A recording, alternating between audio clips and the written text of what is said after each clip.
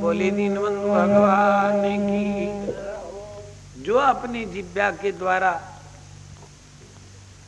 सच साच बोलने के अंदर, सत्य बोलने के अंदर ही वो लज्जित होता है। सत्य बोलना आज के युग में पाप मान लिया है।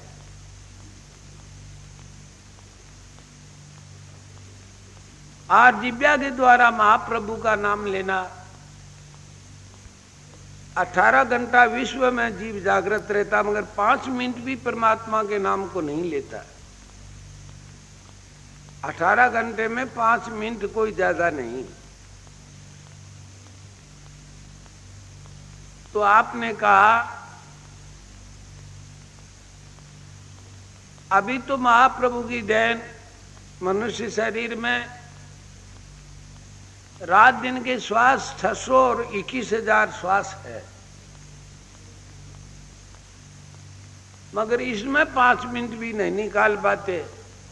जो न करई राम गुण गाना, जिये दादुर जिये समाना। उस मनुष्य की जिब्या कैसी है? दादुर यानी मेंढक की जीभ के समान। इसलिए हमारे को एक एक विषय को समझ के ये सुसमय उपलब्ध है विश्व विराट में मनुष्य शरीर का, इसका लाभ उठाना चाहिए। तो सब भाई बड़े प्रेम से श्री राम मंत्र महामंत्र पद है।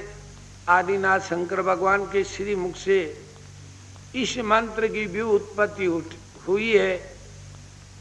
आधे 1000 नाम के तुल्य ये नाम है। बड़े प्रेम से सब भाई उच्चारण करें।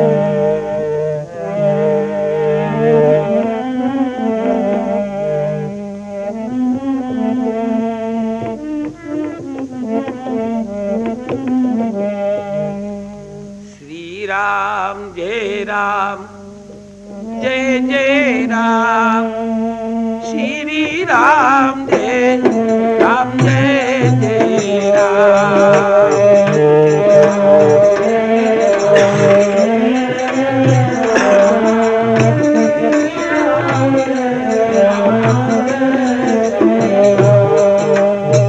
श्री राम जय राम, जय जय राम। ओ श्री राम जय राम, जय जय राम।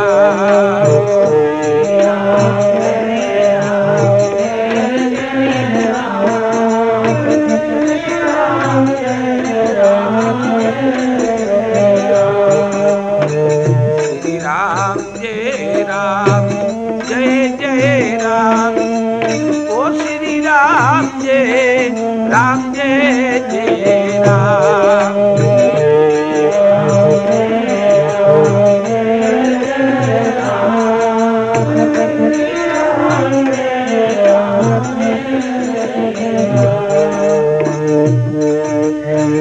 श्री राम जय राम, जय जय राम।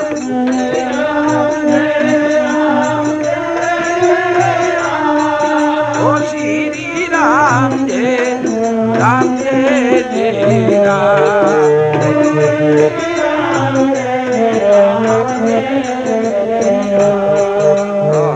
श्री राम जय राम, जय जय राम। श्री राम जय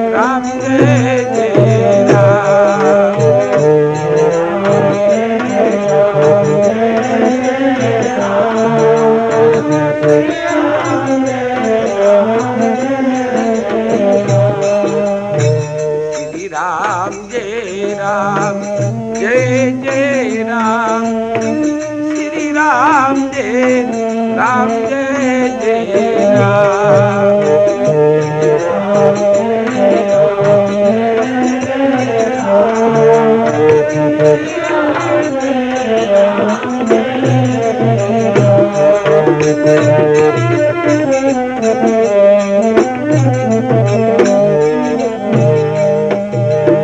बोले सद्गुरु भगवान की, सियावर रामचंद्र भगवान की। धर्म शास्त्रों के अंदर महाप्रभु के अवतार जो बताए हैं, निराकार भगवान के साकार अवतार, दो रूप में, नित्य और नैमित्तिक रूप में, इनके भी तीन तीन अंश है। तो जो अवतार होते हैं उनका जो शरीर होता है, स्थूल शरीर, वो केवल पुण्य का बनता है, उसको दिव्य शरीर कहते हैं।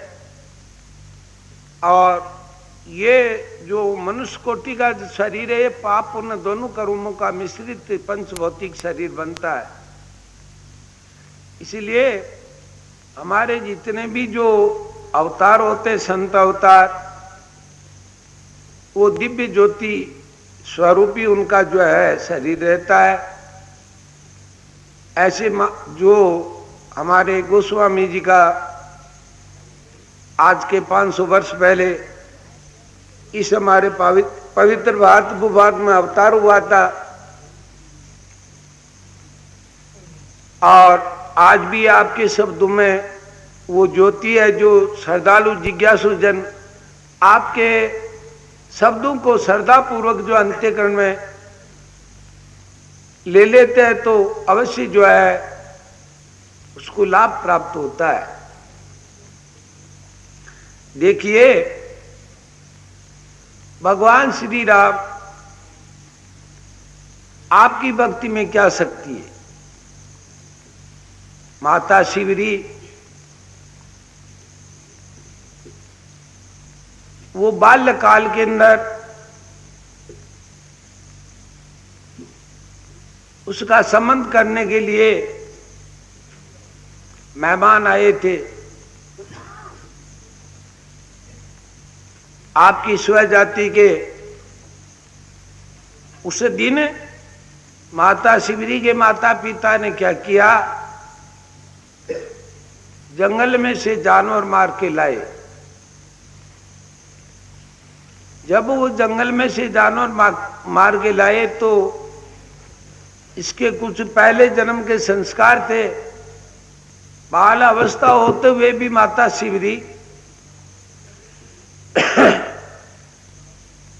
वो अपने माता पिता को पहुंचती है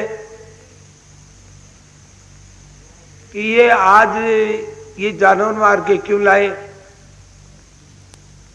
तो माता पिता ने कहा कि बेटी, आज तुम्हारा कि आज संबंध के लिए भी ये जानवर आ गए, 2-3 जानवर लेके आ गए, तो न जाने शादी के बाद में शादी तक तो कितने आएंगे। उनके पूर्व जन्म के संस्कार थे, वो अंकुर उनमें प्रकट हो जाता। माता शिवरी बाल काल में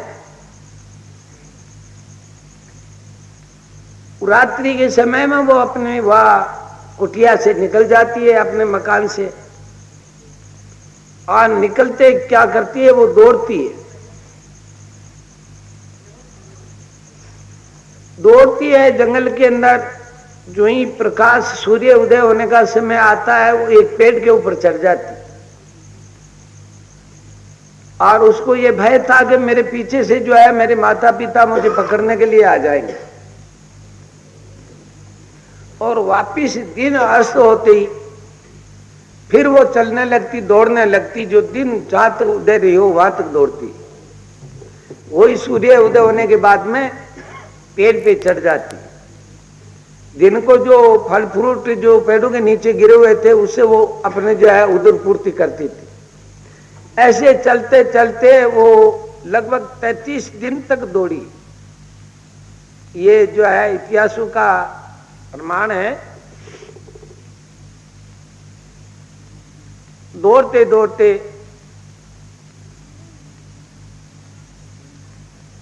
वहां पे जो जहां पे मतंग ऋषि इत्यादि तपस्या करते थे, वहां अन्य वन के अंदर वो पहुंच गई। वहां पे सैकड़ों महात्मा धोना तप रहे थे। उनको देख के माता शिवरी को विश्वास हुआ कि यहाँ पे महात्मा लोग हैं, अपना समय भी पास हो जाएगा। पास में एक पहाड़ की एक पत्थर की चट्टान थी, कन्नरा के स्वरूप में झुकी हुई, वो उसके नीचे उसने आसन लगा लिया। वो दिन के टाइम में पेड़ पौधों के नीचे जाके फल फ्रूट खा के वो अपना समय निकाल लेती, उदर पूर्ति करती और महाप्रभु का नाम चिंतन करती। ऐसे करते करते कुछ समय बीता। एक दिन माता शिवरी को ये विचार आया कि संतों की सेवा करने से भगवान अधिक प्रसन्न होते हैं। एक दिन वो क्या करती है, दिन को जाती जो काष्ठ लाके अपने उस कंदरे के पास में रख लेती है, सूखी लकड़ी काट के। और रात्रि को जब समय आता तब वो धीरे धीरे जाती है और महात्माओं के दोनों के ऊपर वो सूखी लकड़ी डाल देती। एक दिन हुआ, 2 दिन हुआ, 3 दिन हुआ। महात्माओं ने सोचा कि रात्रि को लकड़ी कौन डाल जाता है यार, यहाँ पे कोई चोर आता है।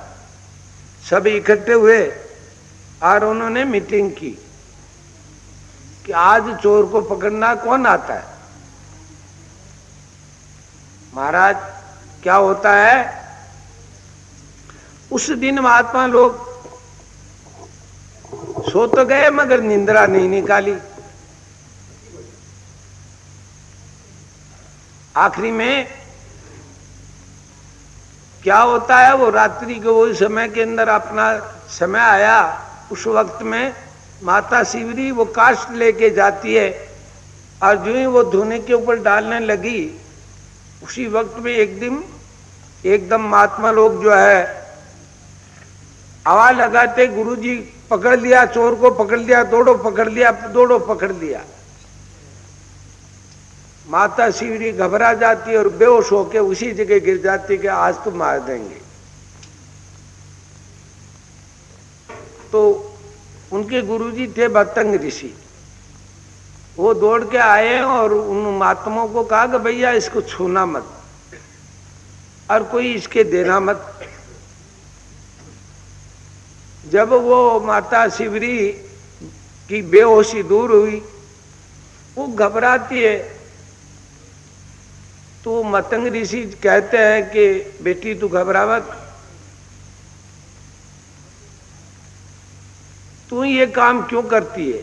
तो वो जैसे जानती थी वैसे बताया कि महाराज मैंने सुना था कि संतों की सेवा करने से भगवान विशेष प्रसन्न होते हैं, तो मैं भी जो है जंगल से काष्ठ ला के इनकी सेवा के अंदर रख दूं, वैसे दिन को तो ये सेवा नहीं करने देते, इसलिए मैं रात्रि को जो है मैंने ये काम किया।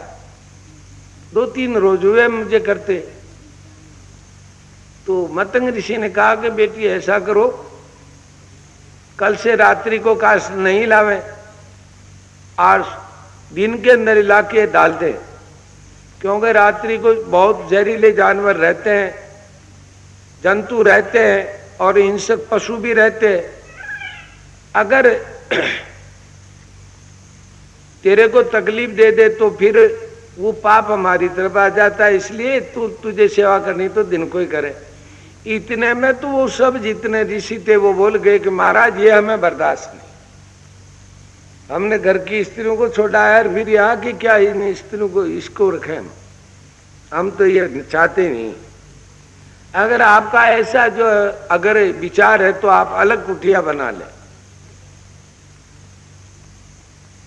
मतंग ऋषि ने कहा कि मेरे मुंह से वचन निकल गया, वो तो मैं तो अब लौटा भी नहीं सकता। आप दूना के ऊपर जो इसको काष्ठ की सेवा नहीं दोगे तो मैं तो अवश्य दूंगा।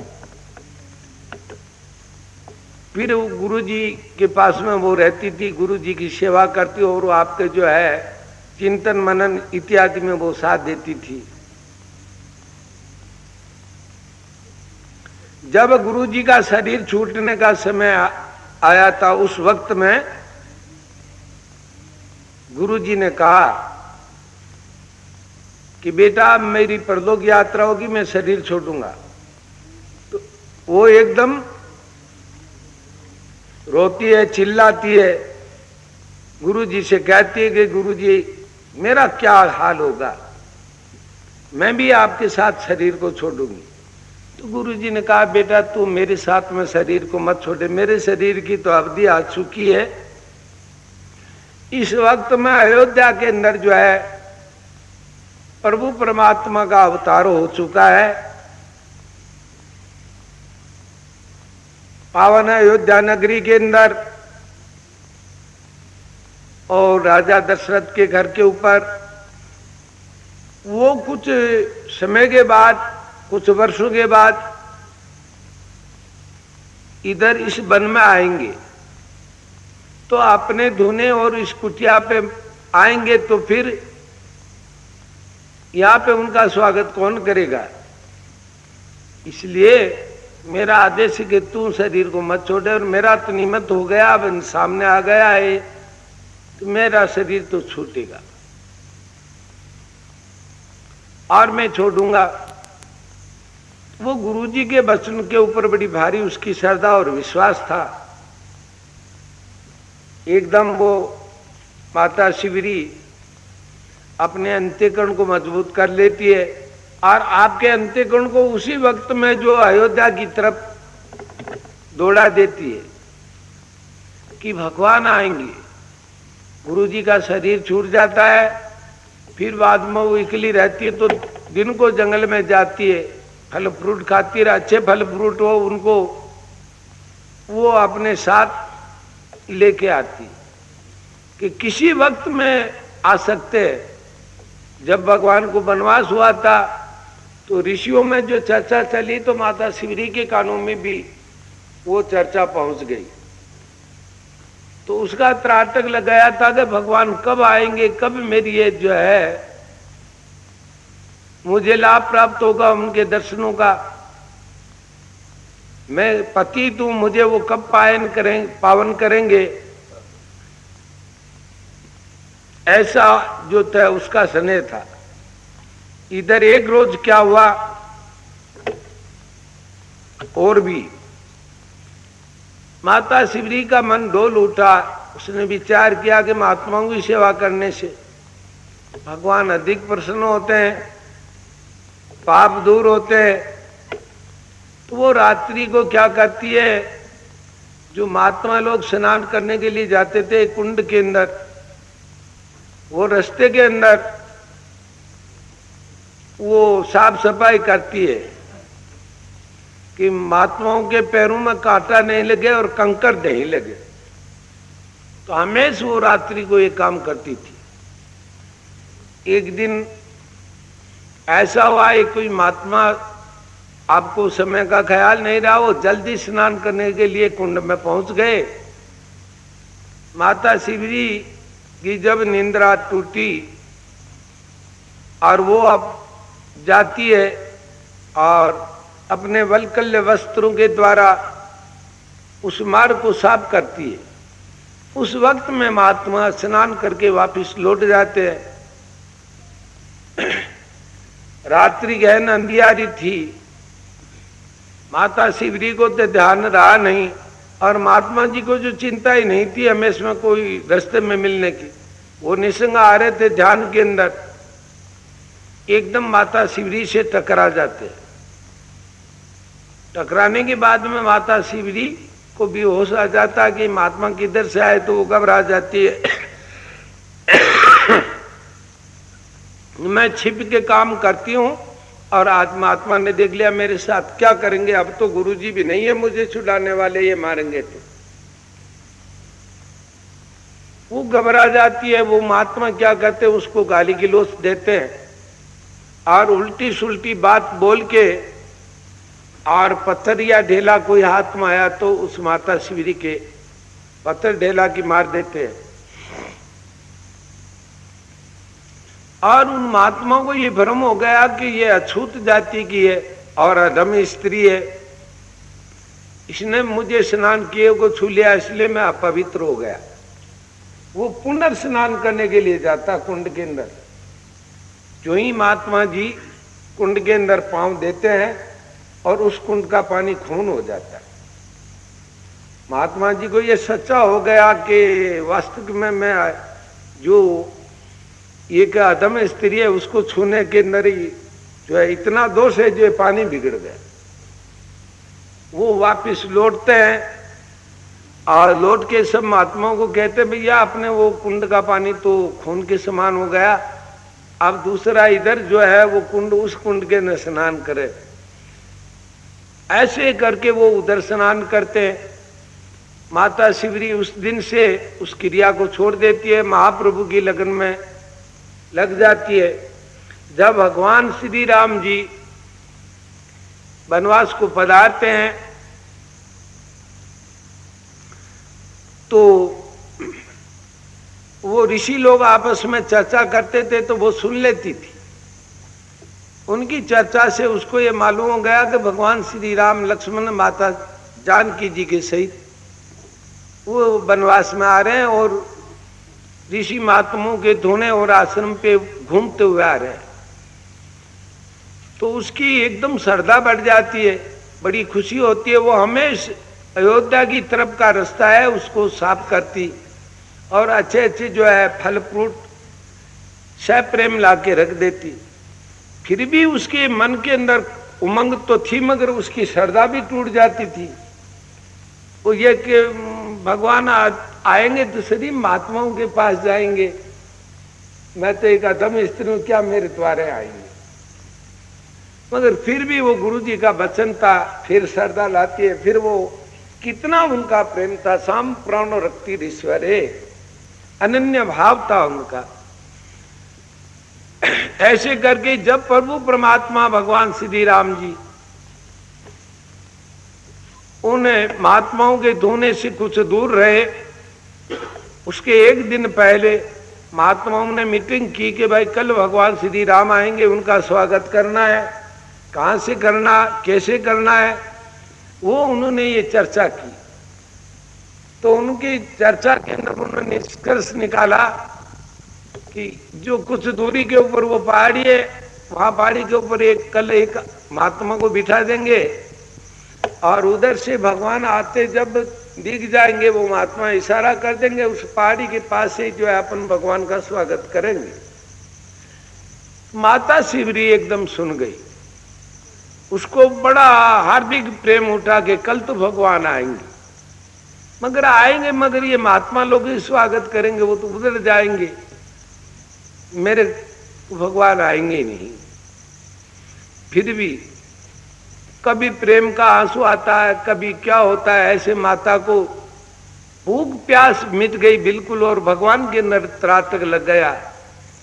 जो ही दूसरा दिन आया, भगवान श्री राम जी आगाड़ी और पीछे लक्ष्मण जी पधारे थे। उस वक्त में एक महात्मा पहाड़ी के ऊपर बैठा हुआ था। उन्होंने इशारा कर दिया कि भगवान राम आ रहे। उन दूसरे महात्माओं को, माता शिवरी को मालूम हुआ कि भगवान आ गए, तो एकदम प्रेम के आंसू आ जाते हैं। वो कुटिया के सामने बैठी हुई थी, वो कुटिया के पिछाड़ी चली जाती। प्रेम में वो भाव विभोर हो जाती है और विचार करती है कि महात्मा मेरे से छू करते तो भगवान भी कर लेंगे, इसलिए वो पीछे जाती है। भगवान महाप्रभु उधर, महात्मा लोग आग्रह करते हैं कि भगवान इधर पधारे, तो प्रभु परमात्मा महाप्रभु श्री राम जी कहते हैं मेरी माता शिवरी कहाँ है, मेरे नेत्र जो उसके दर्शन के बिना तरस रहे। जो ही महाप्रभु के ऐसे पावन वाणी सुनते ही माता शिवरी के कान में पहुंचते ही माता शिवरी बेखुदी में आ जाती है और झोपड़ी के पिछाड़ी से दौड़ती हुई प्रेम के आंसू बहाती हुई कनक दंडवत करती हुई पावन प्रभु परमात्मा की तरफ दौड़ती रवाना होती है। उधर प्रभु परमात्मा भगवान श्री राम जी माता शिवजी को बेहाल देख के और आतुर होके जल्दी से पधारते हैं। माता शिवजी चरणों में लेट जाती है, भाव विभोर होके अपनी खुदी को खो बैठती है। भगवान राम प्रेम पूर्वक कहते हैं माता से, माता आप घबराए नहीं, मुझे प्रेम प्रिय है। माता आप में बहुत प्रकार की शक्ति है, आप चिंता नहीं करें, मेरी 9 प्रकार की भक्ति है। तो कह रघुपति भामनी सुन बाता, जानो एक भक्ति करना था। मेरी भक्ति 9 प्रकार की भक्ति है। महाप्रभु पावन परम पिता भगवान श्री राम जी माता शिवजी को 9 भक्ति का उपदेश देते हैं। उसको हमको भी समझना और हमारे इस जीवन यात्रा में अपने संस्कारों में लेना है। क्या बताया प्रभु परमात्मा ने? प्रथम भक्ति संतन कर संगा, ये मेरी पहली भक्ति है। संतों का संग करना, दुर्जनों का त्याग करना। दुर्जन का संग नहीं करते जो संत होते। प्रथम भक्ति संतन कर संगा, द्वितीय रति मम कथा प्रसंगा। तीसरी भक्ति कौन सी बताई आपने? गुरुपद पद पंकज सेवा। तीसरी भक्ति अमान, मान का त्याग करके भगवान गुरुदेव के पावन चरणों की सेवा करना। तीसरी भक्ति मान। चौथी मम गुण गण करी कपट तजगान।